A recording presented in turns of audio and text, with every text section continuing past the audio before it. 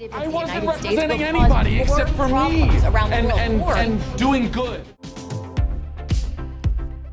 Hey, welcome back to ScreenCrush. I'm Ryan Airy, and let's talk about Superman. This movie doesn't just stand apart from recent comic book movies, but it might just be the best Superman movie ever made. And I say that as a huge fan of Superman the movie. It is my favorite superhero film of all time. But this movie does expose some flaws in that film that we're going to talk about later in the video. And we're also going to hear from a panel of experts to get their thoughts. But first, I want to talk about what I liked and why this film succeeded where a lot of recent Marvel movies have failed. So Man of Steel was a superhero movie about a guy who hated being a superhero. But this film is packed with colorful joy and hope. I mean, we've had like 20 years of these movies running away from the comics, but James Gunn embraced the comic book source material. Superman doesn't just look the part, but the universe he inhabits is ripped straight from the page. In the comics, there's always some sort of monster or disaster. And in this movie, we see that in this world, the amazing has kind of become ordinary. But what I love most is that James Gunn understands the essence of Superman. While Zack Snyder tried to reinvent Superman,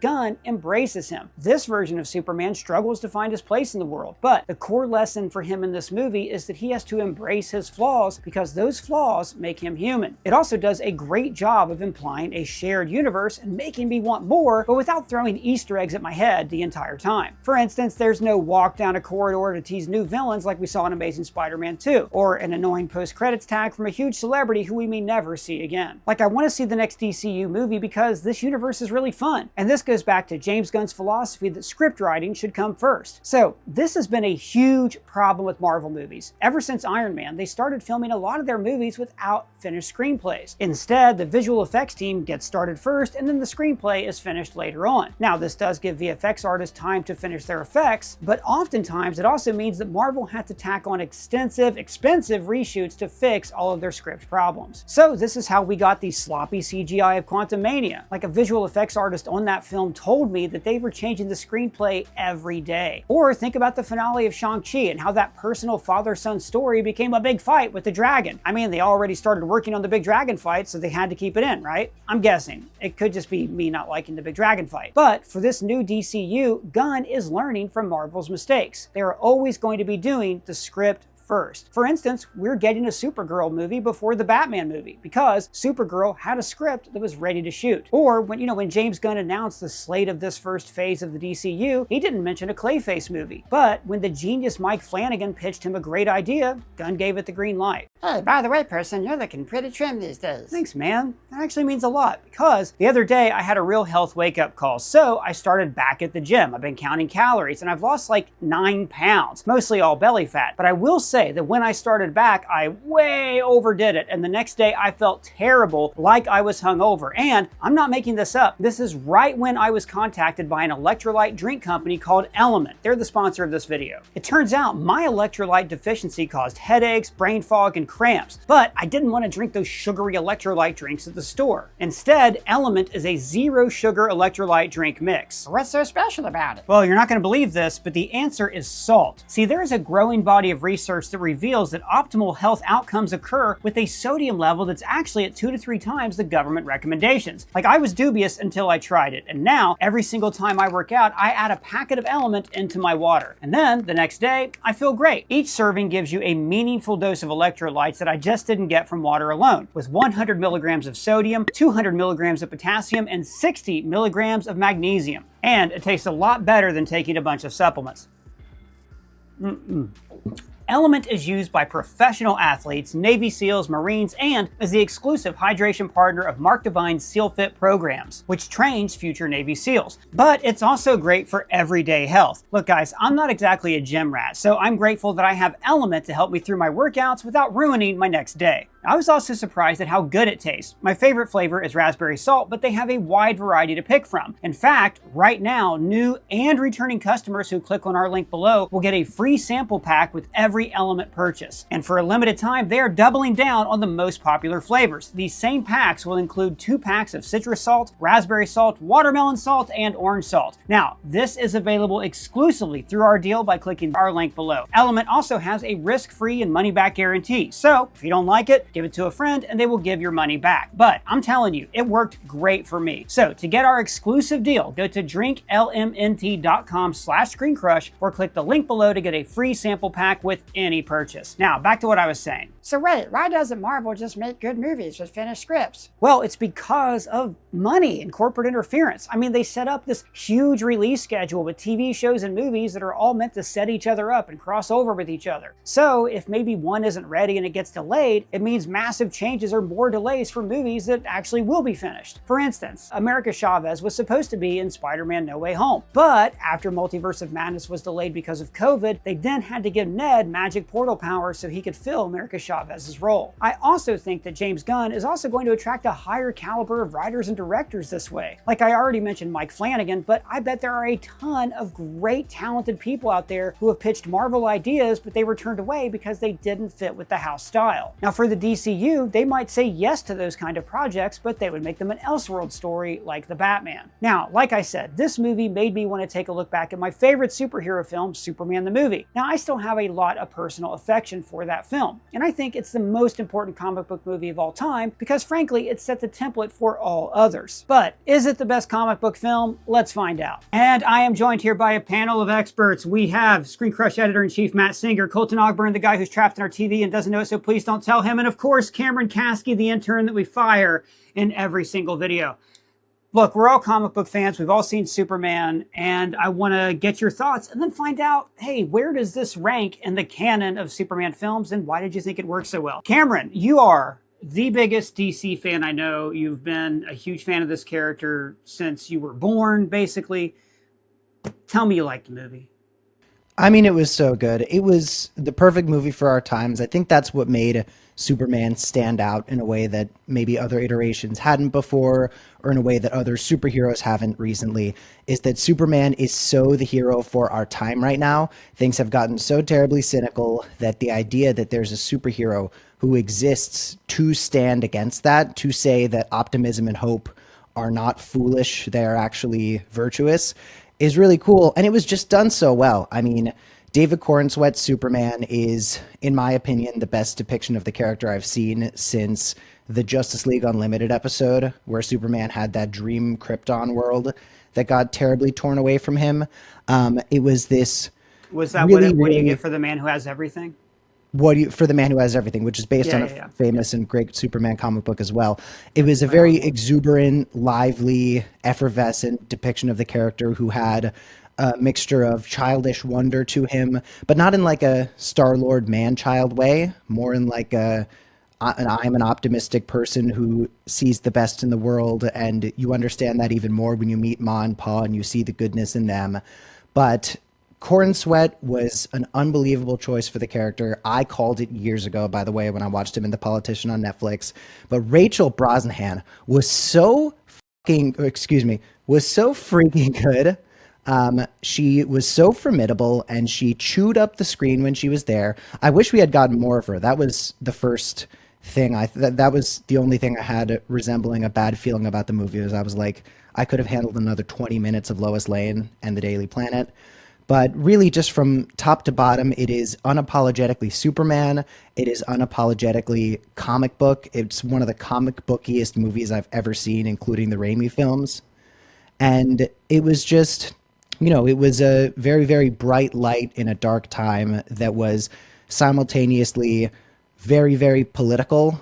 But also, if you pick apart the politics of it, it's not very political. It's really just human. We're just in a time right now where a lot of people have made things political that shouldn't necessarily be. And it was a fearless movie. It was unafraid of commentary. It was unafraid of itself, and it was unafraid to be silly. And I think that's why it was so special. Yeah, one thing I think that really stands out about this movie, James Gunn has so much experience balancing multiple characters. The balance they hit between the silliness of Krypto and the real seriousness of this guy who thought he had a purpose and then basically has that ripped away from him and has to rediscover who he is.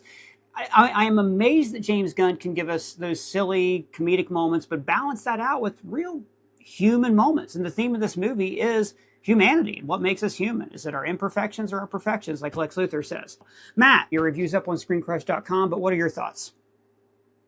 I was pleasantly surprised. I guess I maybe shouldn't have been pleasantly surprised because pretty much liked all of James Gunn's superhero movies so far. So I don't know why I would have assumed this would be different, but yeah, I really enjoyed it. I think it's definitely among the very best Superman movies that have ever been made, and I had a lot of fun with it. I don't have a ton of complaints. I kind of got sucked in and taken for a kind of a really enjoyable ride. I thought the script was good, the performances were good, Superman was really good. I really enjoyed this interpretation of the character, but I loved Lex Luthor and Lois. All the, it has a lot of moving parts, but it never feels overstuffed, and it's not that long too. It's like for the amount of characters and storylines, it flies by, no pun intended, and it does it. It's about 2 hours long. And it goes by in a blink, and it actually does kind of make me excited to see what other movies they're going to make in this universe. And it does it without like heavy-handed, like dropping a ton of breadcrumbs or like pausing the movie so they can set up a cliffhanger or a storyline. It's really just through like creating a really rich world and like populating it with really fun, really interesting characters that you then want to see more of. What a concept. I don't know, Matt. I thought this movie needed more PowerPoint presentations of black and white footage of superheroes for future movies. That was what I was watching. I was like, it's really cool seeing these heroes in action and doing stuff and being a part of the story, but what if we just slid them into a laptop instead? I think that would be a much more efficient. Why aren't there folders on a desktop with their logo on them? I kept saying that over and over. I think we all kind of have that same gripe, so we should move on from it. Colton, you didn't like it, right? Yeah, no, I hated it. No, I loved it. Oh, good. We can finally argue. Yeah. Is this what hope and joy feels like? Like I think so. This is amazing. Yeah. Like, I haven't seen those original Superman movies since I was a kid, so it's been a long time. So the most recent like version of Superman that I have seen is like the Henry Cavill version, which I love. But oh my God, Ryan, I get your point now about this. This is Superman. This is what Superman is supposed to feel like. This is the Raimi Spider-Man feeling Superman movie that I have always wanted. It was just so perfect. And it's rare that there's a movie that just gets progressively better as it goes. Most films, even the good ones, they'll have that dip moment, or maybe where you check what time it is, or like maybe an exposition scene that just goes on a little long. This movie, I thought the pacing at the very beginning was a little off, but then it immediately, it just, that went away, and it just got better and better and better. It felt like I was on a roller coaster ride in the best way possible. It felt like, didn't Scorsese say like comic book films now feel like theme park rides? I think this did feel like that in the best way possible. Who doesn't like an amusement park ride? I thought it was absolutely phenomenal. I echo a lot of what Cam and Matt said. I'm not surprised at all. James Gunn has made the best DCEU film ever before this with The Suicide Squad. So I wasn't surprised at all. He's never missed. He is still never missed. And so I look forward to the future of this universe. Yeah, and that's the thing too, like Matt said earlier, it didn't have to lay a lot of breadcrumbs out. And there's a million things they can pick up on. We've done an Ending Explained video and a breakdown. There's little things like Lord Industries and Stag Industries or Lord Tech, and all that's in there if they want to pick it up later. But for the most part, the way this movie establishes a franchise is like how Iron Man did it. Make a good movie. And like I said earlier, the real difference here is it's this crazy thing called finishing a screenplay first. You know what I mean? Which I'm sure Warner Brothers is thrilled about because they have this long, franchise ahead of them where they know they're not going to have to pay for reshoots. There is one thing that kind of worries me about that, though. Like, the reason we were able to get like 10 Tony Stark movies in 10 years or whatever it was, and the reason we were able to get like all of these great Marvel movies one after the other, is because they were constantly planning what was next and what was next. So obviously they're not going to tell us if they're not going to announce plans for Superman 2 yet, but I do think that this slow and methodical approach might age out some of the actors. You know, it's a little bit riskier that maybe we won't see a Justice League film with all of these characters for 12 years or so. I wonder, do you guys have any concerns like that, or is this movie worth it? Or how much does that even matter to you that we get those big crossover movies? Well, I think one of the great things they did here is establish that everything is already around, right? We have the Justice Gang. They leap into action. Metahumans have been around forever.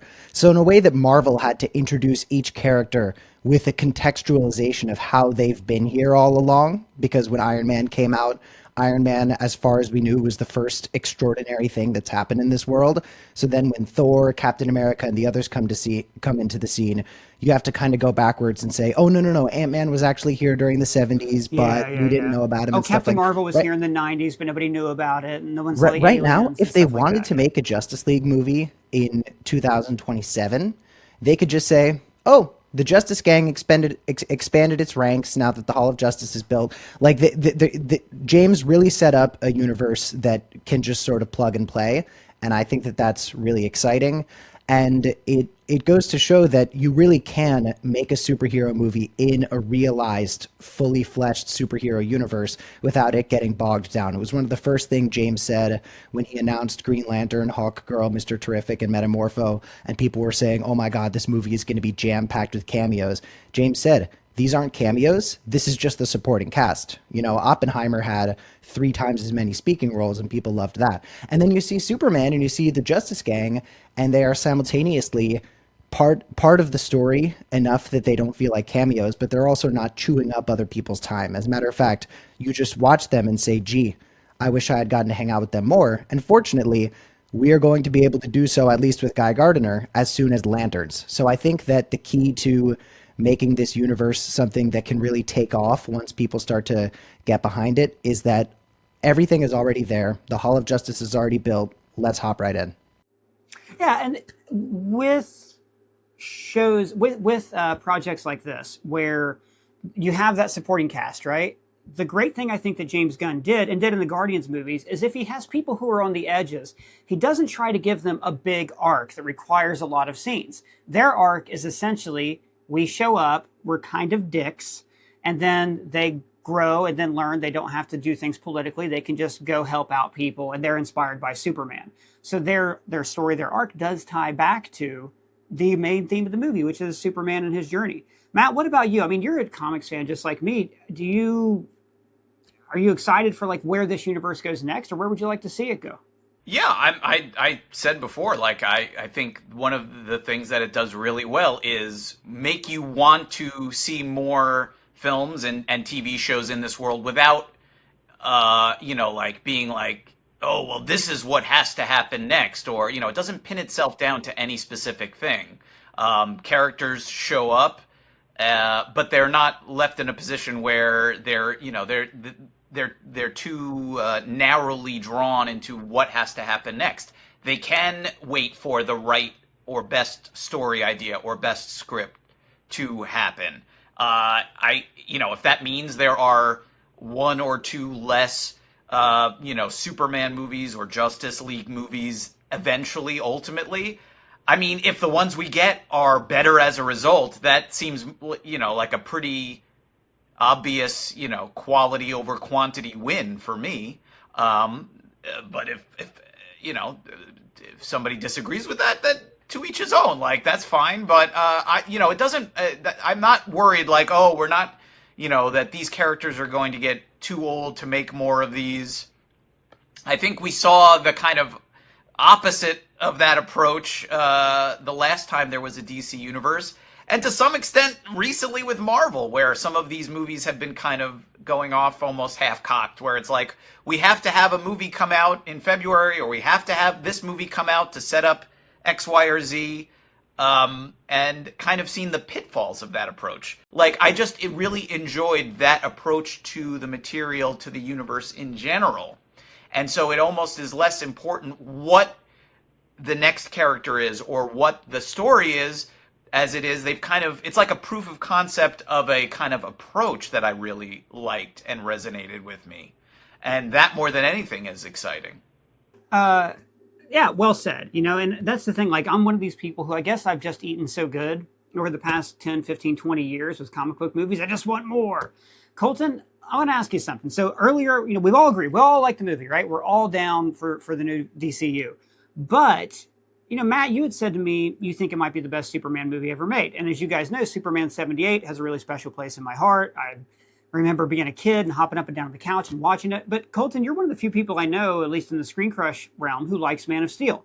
I think it's a good movie, but not a good Superman movie. It's well made, but I hate it as a Superman film. So when we talk about this and we're comparing these movies and stuff like that, following up what you said earlier, where do you rank this movie with Man of Steel and all the other Superman movies for that matter? Well, and I just want to say, I want Justice Gang asterisks, and then at the end they reveal it's Justice League. That's what I want for the universe. Okay.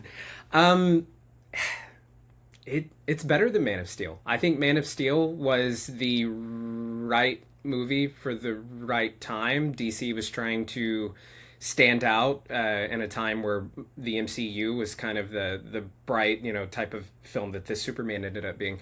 They were trying to make their universe stand out and be a little different. The only Superman movies we had to that point was the original 4, and then they did that Superman Returns movie, which was that same genre. So I get why they pivoted when they pivoted. We also have to remember that film came out in 2013, which is when that kind of genre of comic book film was more, I guess, like, I don't want to say popular because it never really took off, but that you could kind of see that that's what they were going for, especially with the Dark Knight trilogy and stuff like that. Yeah, I would say, and I hope it's not recency bias, but yeah, this is probably the best Superman movie ever made. I want Superman 2 and Superman 3. I want an actual trilogy that doesn't require me to see like 7 other movies in between the films before they start doing like Justice League and all this crossover stuff. I want James Gunn to make another Superman movie and have it out in like the next 2.5 years. And that's the real challenge for this universe is, are they going to avoid the DCEU thing where I like what Cameron said about there's already a Justice Gang, but I still want to see all the big heavy hitters get their own movie and then get that thrill of seeing them on screen for the first time. Cam, what do you think? That's the great thing about the Justice Gang is that none of them are really the heavy hitters, right? It's Guy Gardner. I'm sorry. How dare you disparage Hawkgirl? How dare I disparage Guy Gardner, the man himself? He is... He's a scene stealer for me, man. I love Nathan Fillion in this movie. He was so perfect in that role. Cam, where does it rank if you've for you? read the Justice League International comics that I know you love and that so many people love, and if you know Guy Gardner, if you know James Gunn, if you know Nathan Fillion, James Gunn, Nathan Fillion, and Guy Gardner are a match made in heaven, and you could see that in this movie. The wrong actor playing Guy is unwatchable, and the wrong writer writing Guy is unwatchable, but these people were all made to be together. As for what the best Superman movie is and everything like that, my childhood Superman movie was Superman Returns. That was the first film I watched with Superman where I was young enough that I could be taken away by the idea that a man can fly. And, I think my ultimate young person Superman was Henry Cavill because that came out when I was 12. But the thing about David Corenswet's Superman, when compared to Christopher Reeve, who's considered the greatest of all time, I don't want to compare them to each other because Christopher Reeve, almost like Superman, is so iconic that he transcends the concept. Superman is more iconic than superheroes themselves, the way that Christopher Reeve is more iconic than just the idea of what it means to be Superman on screen. But when it comes to the best Superman in function, the Superman you're watching and you're seeing the idea of Superman maximized to the best of its potential, it has to be David Corenswet because Christopher Reeve's Superman came in a different cultural context and it came at a time when we were capable of doing different things on screen. And I think that David Corenswet's Superman, we are able to see him do the things that Superman does in the comic book in a way that Christopher Reeve wasn't able to do on screen because of technical limitations. So yes, I think Corenswet's the best Superman, first of all, because we get to see him do these unbelievable feats, but also because we are at a time right now culturally where Superman bears more relevance because Christopher Reeve's Superman came out at a time when there was a bit more decorum in this world and when people were behaving publicly slightly better. And when the idea of somebody who represents the bastion of goodness was less surprising. David Corenswet's Superman exists in spite of our times. David Corenswet's Superman is good in a world, James Gunn said this himself, where kindness is seen as old-fashioned. And I think that's what makes him splash more, is that the idea of somebody just doing the right thing is a lot more alien and strange to us in this day and age than it was in 1978. That's so well said, and I completely agree. I mean, the thing about Superman 78 is he came along at a very cynical time, where people mistrusted the government. One of the big popular genres in the 70s was conspiracy thrillers, political thrillers. And so then comes along Captain this America, guy Brave New World. Exactly. So along comes this guy who reminds people. There's a reason the movie opens with a comic book, because it's there to remind people of their childhoods.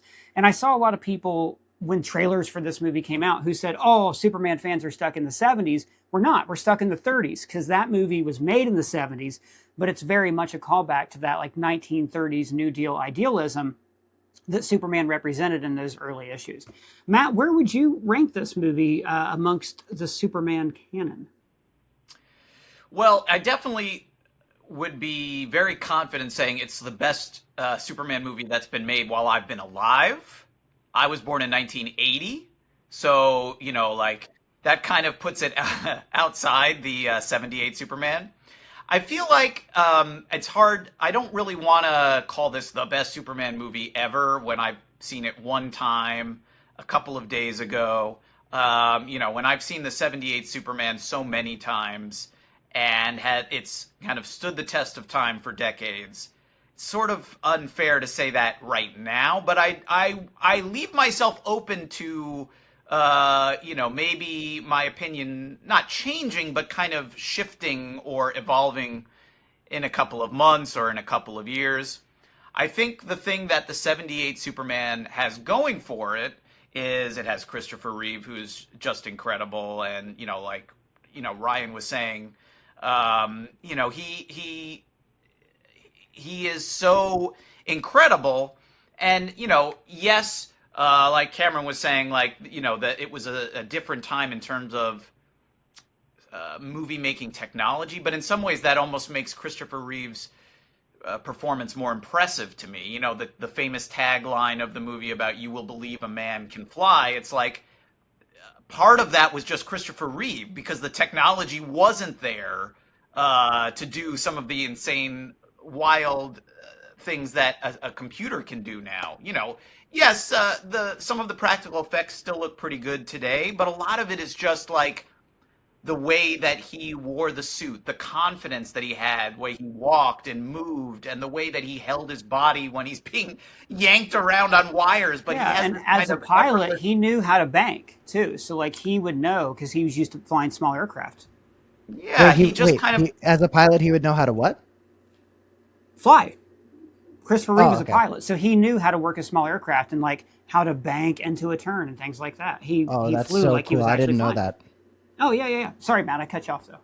Yeah, just that he embodied Superman in this really elegant way, and the movie is a lot of fun. Now the problem for me with Superman 78, again, a movie I've seen so many times, is it's a 2.5-hour movie, and the first 40 minutes, in my opinion, are not that great, and they're kind of boring. And honestly, when I watch them today on streaming, I just kind of fast forward them and start with the first scene in Metropolis.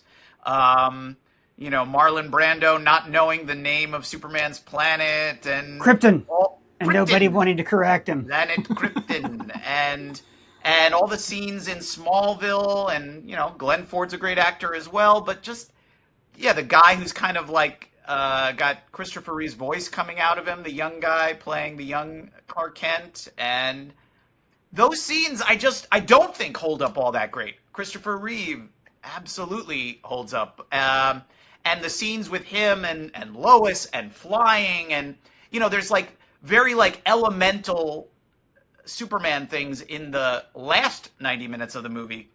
The first 40 minutes, I don't hold that close to my heart. So it's almost like if the last 90 minutes of Superman 78, those are definitely my favorite Superman movie, but there's that whole other part of the film.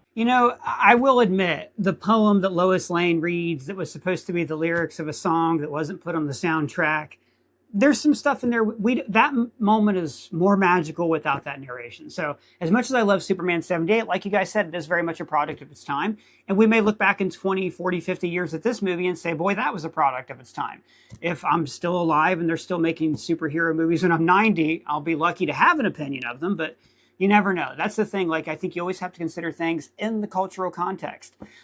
So I do think it's interesting how this movie seems more like a remake of Superman Returns. There's a lot of similarities I'm going to talk to you guys about right now. But Matt, Cameron, Colton, thank you guys so much for joining me. Cameron, you're fired. Now, like we were saying, Superman 78 is very much a film of its time. Certain parts have aged poorly. Like Matt said, there is the Shakespearean-esque Krypton opening, which owes more to 70s dystopia sci-fi films like Logan's Run or THX 1138. But I do disagree with Matt about one thing. Those Smallville scenes are crucial. That is where we see who Clark Kent really is, just like we do in this movie. When Pa Kent says, "Son, you're here for a reason," it's not to score touchdowns. he is telling Clark that his powers should be used for a greater purpose. Richard Donner specifically did the film in 3 phases: a Shakespearean opera, a Norman Rockwell painting, and a comic strip. I don't think that anything in Metropolis works without those first 2 parts, and I don't necessarily think it's fair to compare these 2 films. Superman 2025 would not soar if it didn't have Superman 78 to fly behind. But what do you guys think? Is this the best Superman movie? Let me know your thoughts down in the comments below, or at me on Twitter, Blue Sky Threads, or on our free-to-join Discord server. And if it's your first time here,